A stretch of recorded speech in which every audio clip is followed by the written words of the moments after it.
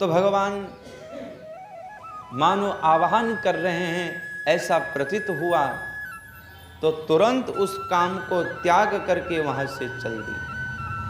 आजगमुरन्योन्यवलक्षितोद्यमा।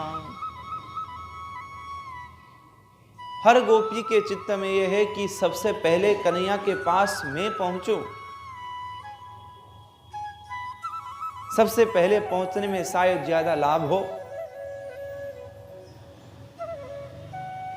गोपी जानती हैं कि बगल वाली भी कात्यायनी माता की पूजा की थी।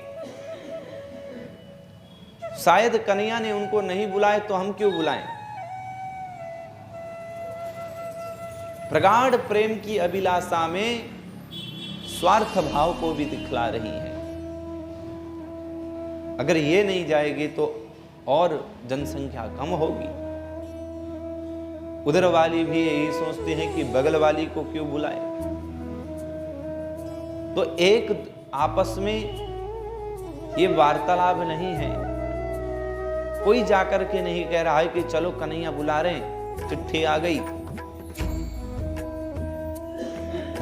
आजगमुरन्योन अवलक्षितोद्यमा सयत्र कांतो जबलोलकुंडला। अस्त व्यस्त वस्त्र में ही वहां से दौड़ जाती हैं। इतने द्रुत गति में दौड़ रही हैं। सुखदेव बाबा कहते हैं कि उनके कुंडल जब थिरक जाते हैं दौड़ते समय, तो वहीं से पता लग रहा है कि कितने आवेश में आकर के दौड़ रही है।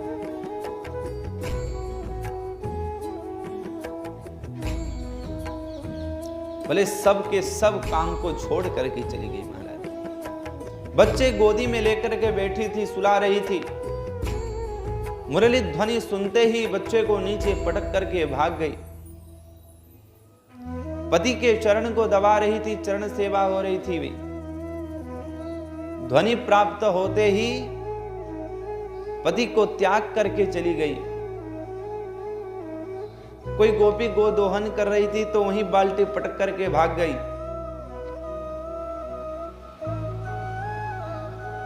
सुखदेव बाबा कहते हैं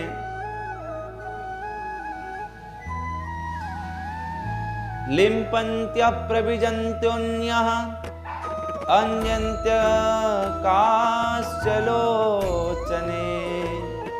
व्यस्तस्त्रवस्त्रवर्णा जगो कृष्णान्तिकं ययुः। कोई अपने नेत्र पर कांजन्त्य कश्चलोचने काजल लगा रही थी। एक नेत्र में तो लगा चुकी थी, एक में बाकी था। कृष्ण जी के वो ध्वनि सुनती हैं मुरली तान, तो काजर को पटक करके भाग गई। इतना भी शुद्ध नहीं रहा कि अगले नेत्र में भी लगा करके चलें। इतना धैर्य नहीं था महाराज। सुखदेव बाबा बस इतना कहना चाहते हैं कि एक क्षण भी उनके लिए युग के समान व्यतीत हो रहा है। दूसह पृष्ठ विरह तीव्र ताप द्युता सुबह। अब कन्हैया बुला रहे हैं, हम घर पे हैं। अब कैसे वहां जाएं? दौड़ी दौड़ी जा रही हैं, फिर भी ऐसा लगता है कि यहां ज्यादा समय व्यतीत हो रहा है। जो रास्ते का जो समय है, प्रत्येक क्षण दूसह सहन करने योग्य नहीं था। उसको बिल्कुल भी अच्छा नहीं लग रहा था गोपियों को। वो सोचती हैं कि ये तो युग के समान है। जैसे गोपी गीत में कहती हैं कि एक एक क्षण जब आपको हम नहीं देखती तो युग के समान व्यतीत होता है। अभी भी वैसा ही हो रहा है। वे अपने आप को अनेक प्रकार के लेप चेहरे में कर रही थी। एक तरफ तो कर चुकी थी, एक तरफ बाकी था, उसमें भी पटक करके भाग गई। वस्त्र पहन रही हैं, जल्दी जल्दी पहन करके उल्टा सीधा वैसे ही वस्त्र में चल दी।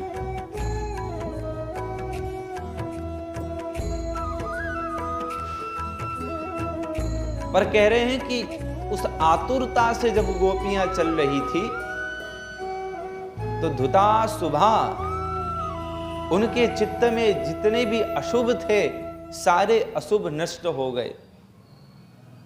सुखदेव बाबा स्वयं कहते हैं यद्यपि जार भाव से गोपियां दौड़ रही हैं,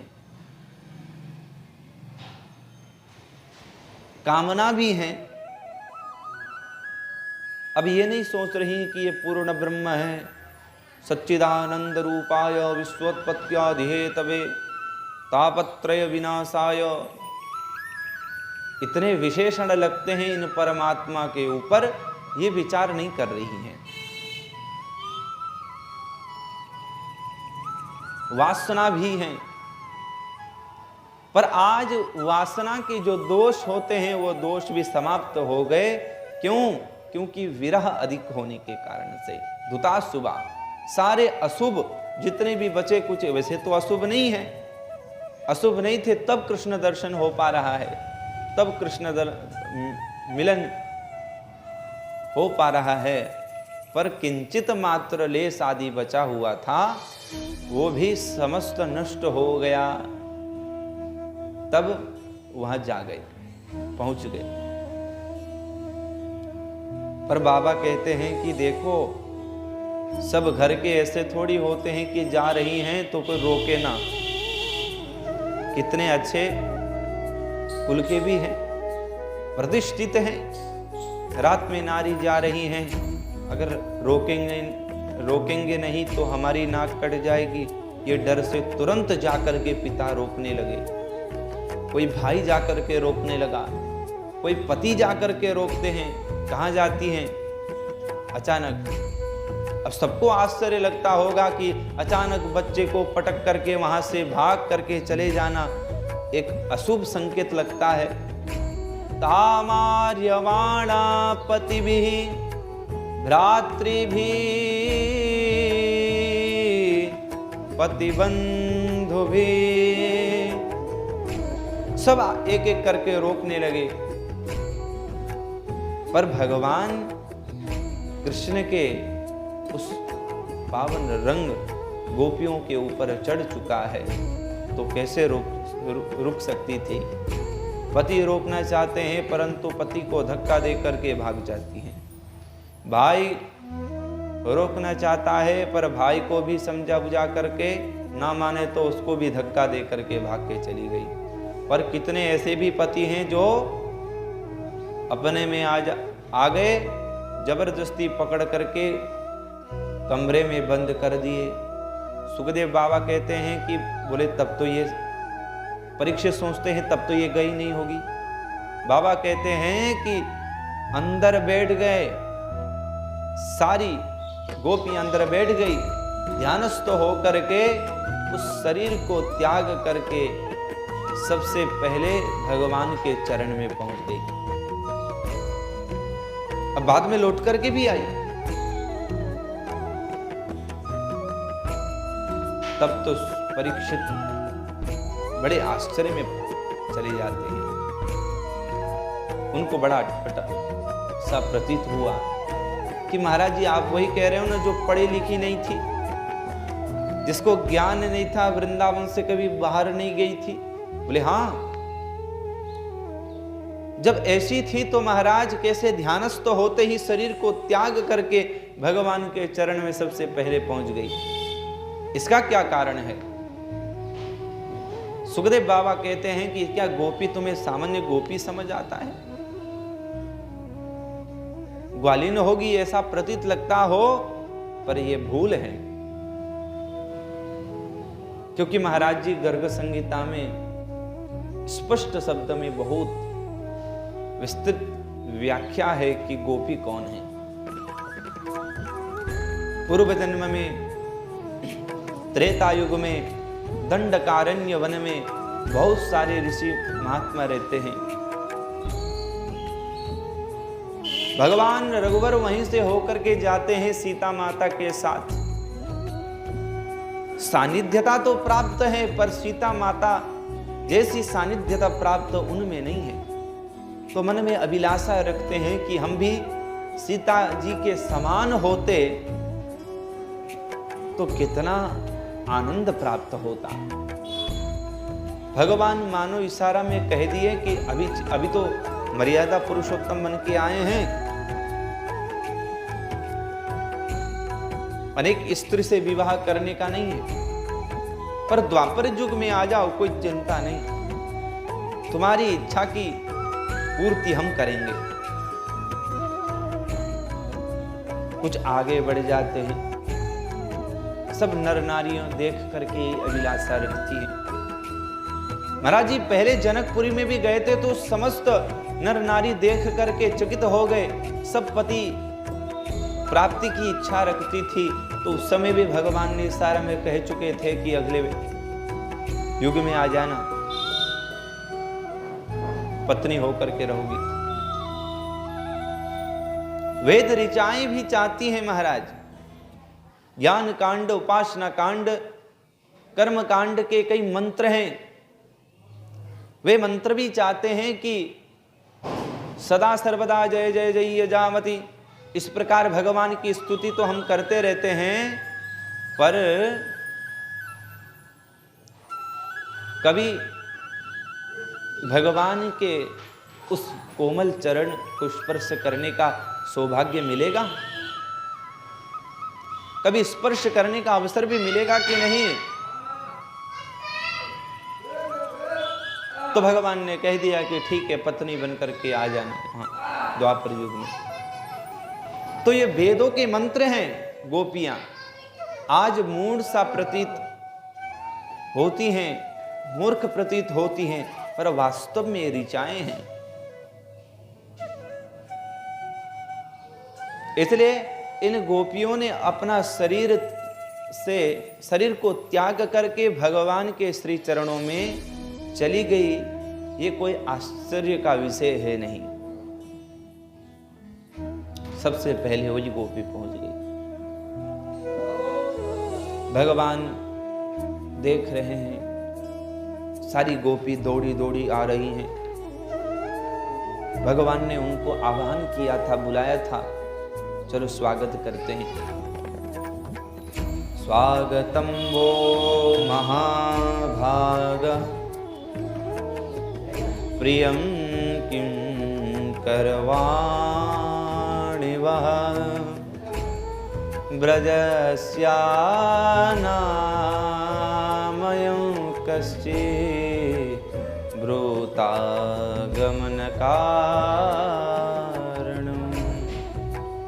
4 प्रश्न हैं। स्वागतम वो महाभाग, स्वागत है, आ गई हो।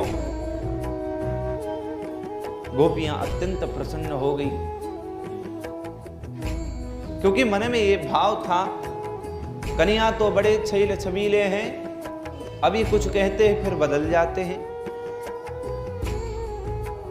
उनकी बातों का विश्वास तो हर कोई करता नहीं है। बाद में ये कह दे कि हमने तो बुलाया ही नहीं था, पर अब स्वागत कह रहे हैं तो पक्का ये प्रमाण दे दिए कि हमने आपको बुलाया था। स्वागतम वो महाभाग। गोपियां प्रसन्न मुद्रा में बैठी हैं। किम करवामते, बोलिए क्या करें? चाय पानी की सेवा करें? किसी के घर में आप जाते हैं, स्वागत करते हैं तो बड़ा अच्छा लगता है। अब आपकी उपस्थिति में स्वागत भी ना करें, ध्यान ना दें, तो आपको थोड़ा सा किरकिरा अनुभव हो जाता है महाराज। और बुलाया हुआ हो तब तो और ज्यादा। भगवान ने बुलाया, स्वागत भी करते हैं और ये पूछ भी रहे हैं कि क्या सेवा किया जाए, आपके लिए हम क्या कर सकते हैं। तो गोपियों को बड़ा अच्छा लगा। ब्रजस्यानामयं कश्चित्। क्या वृंदावन से अभी अभी दौड़ के आई हो तो वृंदावन में ठीक ठाक तो है, कोई उत्पात तो नहीं आया? अगासुर बकासुर आदि जैसे राक्षस तो फिर वहीं चले तो नहीं गए?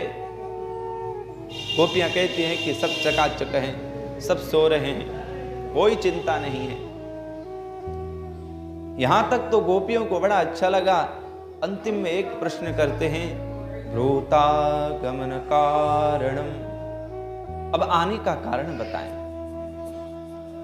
ये बात को सुनकर के खिन्न से हो गए। बोले बुलाने वाले कन्हैया हैं, स्वागत भी कर रहे हैं, पूछ भी रहे हैं कि कैसे हो। अंतिम में कहते हैं कि आने का कारण बताएं। ये कोई बात हुई? गोपियां कहती हैं कि कन्हैया आपने तो बुलाया। बोले बुलाया तो ठीक है, अब क्या काम है? कोई उत्तर नहीं दे रही है। सुखदेव बाबा के स्पष्ट शब्द में कह रहे हैं कि मन में तो बड़ा क्रोध है। हर व्यक्ति को क्रोध आता है अगर बुलाया गया हो और वहां पहुंचने पर कहे कि बोले कि किस लिए आए हो, ये तो बात ही नहीं हुई। बहुत देर तक गोपियां कुछ नहीं बोली तो भगवान स्वयं बोले, ठीक है, आ ही गए हो तो एक लाभ तो आपने ले ही लिया। बोले क्या? रजन्येषां घोर रूपा घोर सत्वनिसेविता प्रतीयात व्रजं नेह स्तेयं स्त्रीभिः सुमध्यमा। रजन्येषां घोर रूपां घोर सत्वनिसेविता। आपको एक विषय, एक बात याद होनी चाहिए कि घोर रात्रि में बाहर कभी जाते नहीं हैं, और किसी कारण से जा भी जाएं तो जल्दी लौट करके जाना चाहिए। और स्त्री को तो विशेष करके प्रवेश करना ही नहीं चाहिए। इसलिए मैं कहता हूं प्रतीयात व्रजम, व्रज को चली जाओ। जो कुछ भी दर्शन करने के लिए आई थी सो दर्शन हो गया।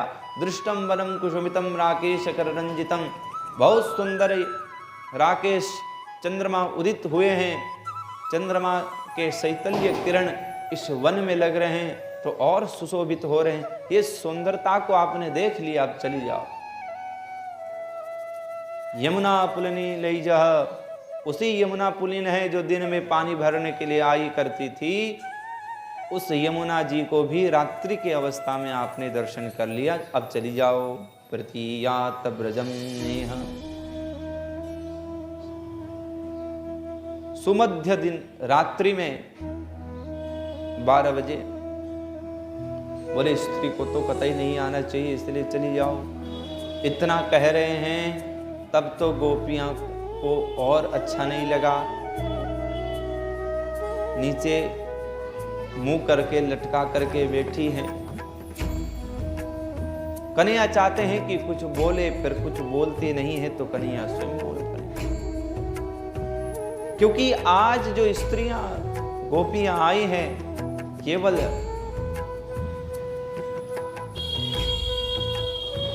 छोटी गोपी ही नहीं है, वृद्ध गोपी भी है। वहां 100 वर्ष पहुंचने वाली होगी वैसी गोपी भी वहां उपस्थित है। 50 वर्ष की गोपी भी है, 20 वर्ष की गोपी भी है, 15 साल की गोपी भी है। तो हर अवस्था की गोपी है, अधिक से ज्यादा विवाहित है। तो पति के प्रति किस प्रकार प्रेम होना चाहिए कन्हैया सिखा रहे हैं। हे गोपियां, पति चाहे कैसा भी क्यों ना हो कभी त्यागना नहीं चाहिए। दोषीलो दुर्भगो वृद्धो जड़ो रोग्यो धनो पिवा पति स्त्री भी नहातव्यो विरप्सु लोकेप्सु भिरपातके।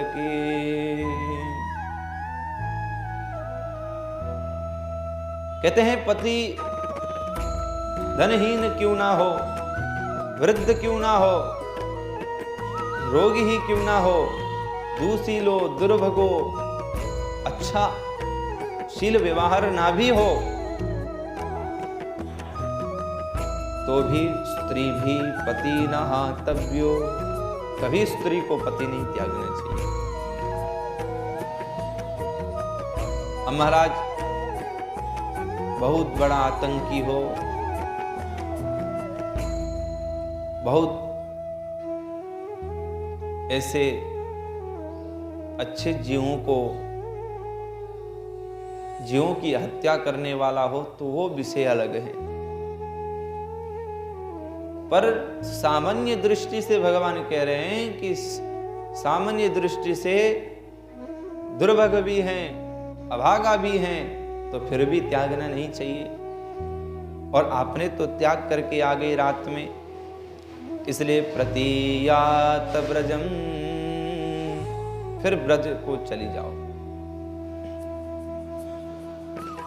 तो मानो गोपियों के मन में ऐसा विचार आया हो कि अरे कन्हैया आपने बुलाए हैं, चलो एक क्षण दर्शन कर लें। आपके दर्शन में तो सब कुछ लाभ है। अभी कहीं नहीं है, पर मन में ऐसा भाव गोपियों के मन में ऐसा भाव आ सकता है, तो उसी का उत्तर भगवान स्वयं दे रहे हैं, क्योंकि गोपी तो बोल कुछ नहीं रही है। श्रवणात् दर्शनात् ध्यानात् मही भावोनुकीर्तनात्। भगवान कह रहे हैं कि श्रवण, दर्शन, कीर्तन करके मुझे जितना कोई याद करता है, और याद करने में जितना फल उस व्यक्ति को मिल जाता है, उतना फल मुझको दर्शन करने पर नहीं मिलता। मेरा दर्शन हो जाए, अब लोग की अभिलाषा होती है कि भजन कीर्तन करने में इतना फल मिल जाता है, दर्शन करे तो और ज्यादा मिलता होगा। पर भगवान स्वयं कहते हैं ना, तथा उतना फल दर्शन में नहीं है। सन्निकर्षेण, साथ में रह करके चलने वाला तो और ही ज्यादा अच्छा होगा। अगर और ज्यादा अच्छा होता तो महाराज अक्रूर जी के मन में ऐसा भाव क्यों आता? जब तक भगवान के पास अक्रूर जी नहीं थे, तो भगवान को ही सर्वेश्वर मान करके उनकी दिन रात पूजा किया करते। जब भगवान अक्रूर जी को अपने महल में रख दिए, तो भगवान की ही संपत्ति की चोरी करके भाग गए। तो भगवान कहते हैं कि उतना प्रेम मेरे पास रह करके मेरे लिए कोई नहीं कर सकता। अति परिचया अवज्ञा, कहते हैं चाहे कितने भी वंदनीय क्यों ना हो, कितने भी आदरणीय क्यों ना हो, अरे व्यक्ति उसके सामने सदा रहने लग जाए तो फिर वो व्यक्ति वंदनीय नहीं मानता है, फिर उसको सामान्य समझने लग जाता है। फिर उसकी श्रद्धा उस महान व्यक्ति के ऊपर कम हो जाती है। जितनी श्रद्धा पहले थी उतनी बिल्कुल भी नहीं रहती। तो इसलिए भगवान कहते हैं अति परिचया अवज्ञा, दूर रह करके ही मेरे भजन पूजन में रत रहो, मेरे को स्मरण करो, दूर में ज्यादा तुमको लाभ होगा।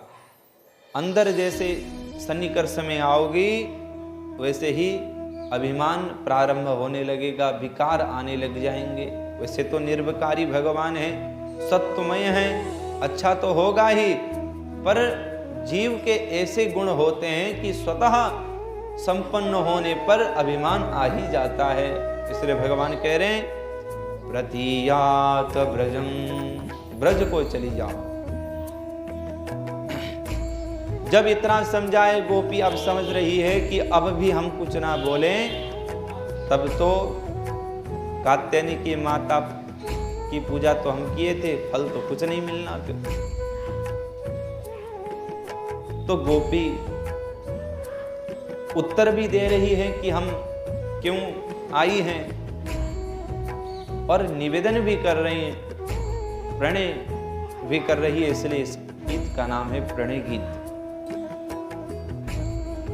मेवं विभोर्हति भवान् गदितुं नृशंसं संत्यज्य सर्वविषयांस्तव पादमूलम्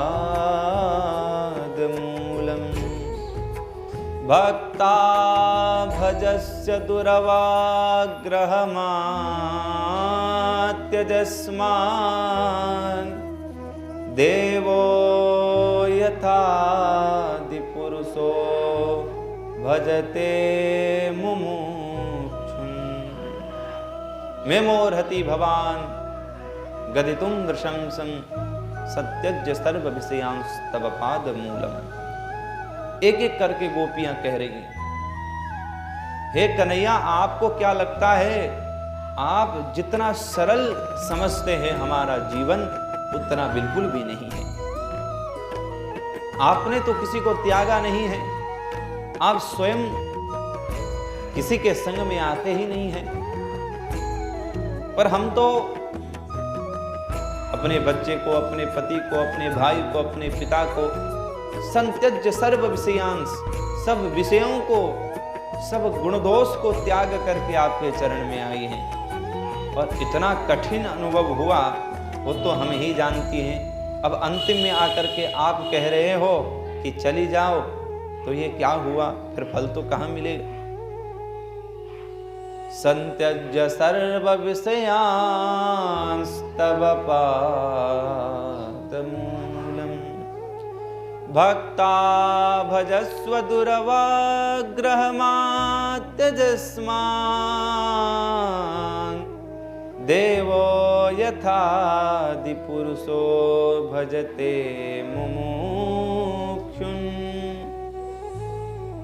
हमको मत त्यागिए, मां त्यजस्मान। जैसे कठोर तप करके कोई संत महात्मा आपके श्री चरणों की प्राप्ति करता है, पर आप जैसे गले लगाते हैं उसी प्रकार हमको भी ग्रहण करिए। अगर आप सोचते हैं कि आप तो बड़े सरल से वृंदावन से भागी भागी वन में आ गए और हमको पा लिए, और जितने भी होते बड़े कठोर तप करके पाते हैं, जाओ फिर तप करके आओ, फिर मिल जाना, ऐसा आप चाहते भी हैं तो हम तप करने के लिए भी तैयार हैं, पर हमें मत त्यागिए। चित्तं सुखेन प्रहिताहृतं गृहेषु यन्निर्विशत्युतकरावपि ग्रेयकृते पादोपदं न चलतस्तव पादमूलम् यामः कथं व्रजमथो करवाम किं वा। गोपियां कह रही अब सब कुछ तो त्याग करके आई, दिन भर गृह कृत्येषु, हमारा क्या दोष। गोपी कह रही कि सबसे पहले तो हमारा क्या दोष, हम अपने गृह कृत्य में आदि में सब प्रवीण थे, लगी हुई थी। आपने मुरली ध्वनि के माध्यम से हमको खींच करके बुलाए, अपहृत किए, अभी यहाँ आकर के आप कह रहे हैं कि चले जाओ, जाएं तो जाएं, कैसे जाएं। गोपी कह रहे पादो पदम न चलतस, अगर ज्यों त्यों करके अपने आप को समझा भी लें, चलो चलते हैं, तो चरण चलने के लिए तैयार नहीं है, पैर चलते ही नहीं है, एक कदम भी आगे बढ़ने को तैयार नहीं है पैर। पादो चलम न चलतस तब पाद मूला, और ज्यों तो करके अपने पैर को भी हम समझा ले कि चल भाई, और चले भी जाएं तो ब्रज में जाकर के हम क्या करें, करवाम किमवा। बोले क्या करे का मतलब क्या, क्योंकि चित्त तो यहाँ छोड़ करके हम चली गई हैं, चली आई हैं, तो ब्रज में रह करके हम करेंगी क्या, इसलिए हमको मत त्यागिए। इतना कह करके भी कन्हैया कुछ तसमस नहीं हो रहे हैं। अब गोपियां कन्हैया भी चाहते हैं कि जिस उद्देश्य से आप आई हो उस उद्देश्य की बात करो। तो अंत में गोपी कहती हैं, सिंचांगनस्त्वदरामृतपूरकेण हासावलोक कलगे तजहृच्छयाग्निम। अब जो सार है वो कह रही हैं, इसलिए हम आई हैं सिंचांगनस्त्वधरामृत, अधरामृत के द्वारा आप हमें सिंचित करिए। आपके अंग संग के लिए ही हम आई हैं, क्योंकि प्राग जन्म से ही ये तपस्या रही है कि आपकी सानिध्यता पति रूप में प्राप्त हो। सिंचांगनस्त्वधरामृत पूरकेण हासावलोक कलगे तजहृच्छयाग्निम। आप जब मंद मंद मुस्कान करते हैं, भ्रुकुटी को टेढ़ी करके हंस जाते हैं, तो बोले कौन ऐसे बलवान होगा जो आपके सन्निकर्ष में ना आ जाए, आपके पास में ना बध जाए। और गोपी अंतिम में धमकी दे करके अपनी बात को पूरी करती हैं। नोचेत त्वयं विरह जाग्नि उपयुक्त देहा। कन्हैया, इस बात को ध्यान रखिए, अगर आप हमें इस वचन हमारी बात को नहीं मानते हैं, नोचेत, तो इस शरीर को, देहाग्नि को, देह से अग्नि उत्पन्न करके इस शरीर को जला करके भस्म कर देंगी। और विरह युक्त उपात देह, और जैसे योगीजन प्राप्त करते थे और करते आए हैं, उसी प्रकार हम भी आपको प्राप्त करेंगे। इतना जब गोपियां कह दी, भगवान कहते हैं कि हम भी तो यही चाह रहे थे। अमना भगवान है, भगवान का कोई मन नहीं है, गोपियां रास क्रीड़ा करना चाहती हैं, इसलिए भगवान मन बनाए हैं। पर गोपियां व्यक्त रूप